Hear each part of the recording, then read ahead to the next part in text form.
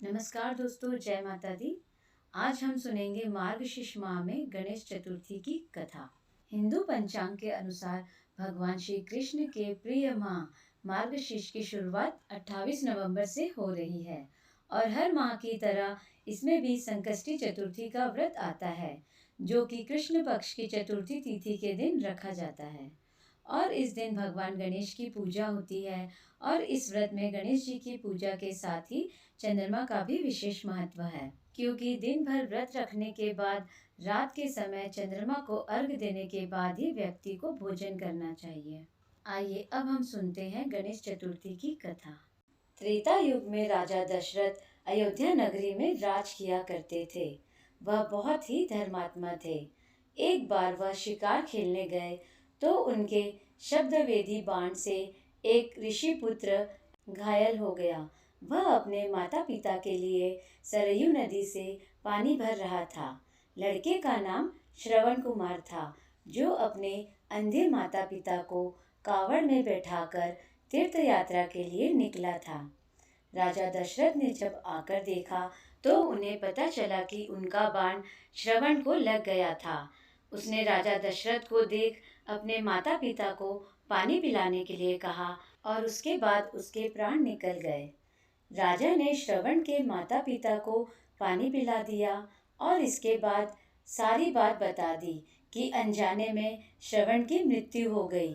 सारी बात जानने के बाद उन अंधे माता पिता ने राजा दशरथ को श्राप दिया कि जैसे हम अपने पुत्र के वियोग में तड़प रहे हैं, वैसे ही एक दिन तुम भी तड़पोगे और तुम्हारी मृत्यु भी ऐसे ही पुत्र वियोग में होगी। इससे राजा को बहुत चिंता हुई और राजा ने पुत्र प्राप्ति के लिए यज्ञ किया तो पुत्र के रूप में श्री रामचंद्र जी की प्राप्ति हुई।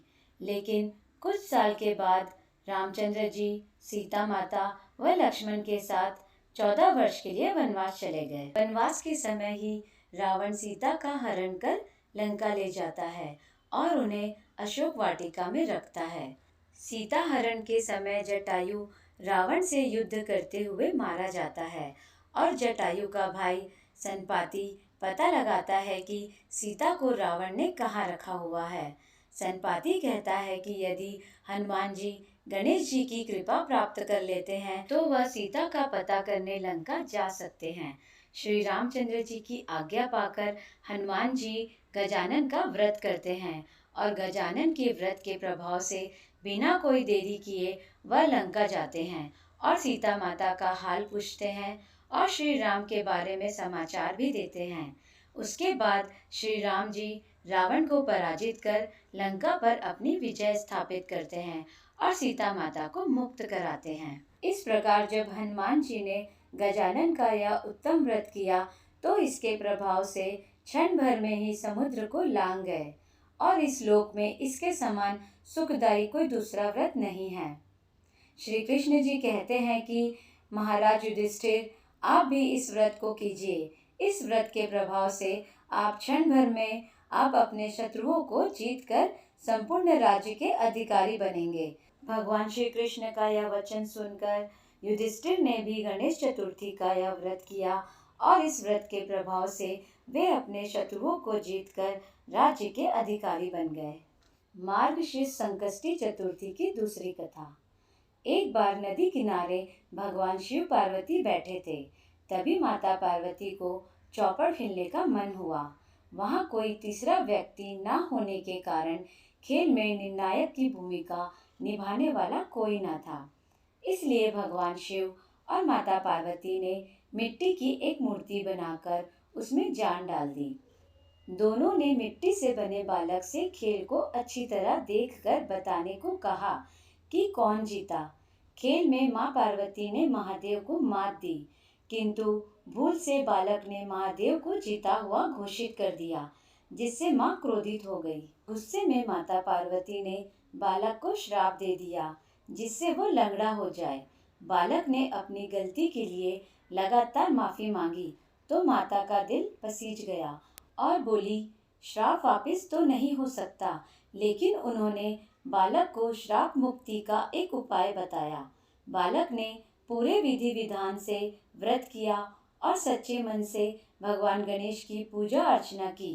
प्रसन्न होकर गणेश जी ने उसे श्राप मुक्त किया। इस तरह मान्यता है कि जो भी व्यक्ति चतुर्थी तिथि का व्रत या उपवास करता है तो श्री गणेश जी उसकी सभी इच्छाओं को पूरा करते हैं। अब हम जानेंगे कि संकष्टी चतुर्थी में हमें किस प्रकार पूजा करनी चाहिए। शास्त्रों में संकष्टी चतुर्थी का अर्थ संकटों को हरने वाली चतुर्थी से है। गणेश जी को बल, बुद्धि और विवेक के देवता माना गया है। वे अपने भक्तों को हर विघ्न, बाधा और दुख से दूर रखते हैं। इस दिन व्रत रखने वाले व्यक्ति को सुबह स्नान कर स्वच्छ वस्त्र धारण करने चाहिए।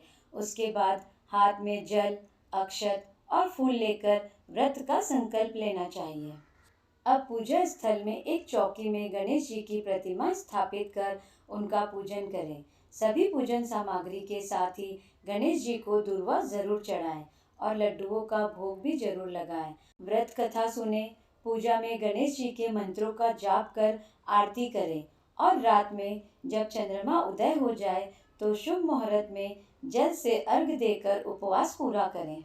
दोस्तों, अगर आपको यह कथा अच्छी लगी हो तो आप मेरे इस वीडियो को लाइक करें और मेरे चैनल को सब्सक्राइब करें। जय माता दी।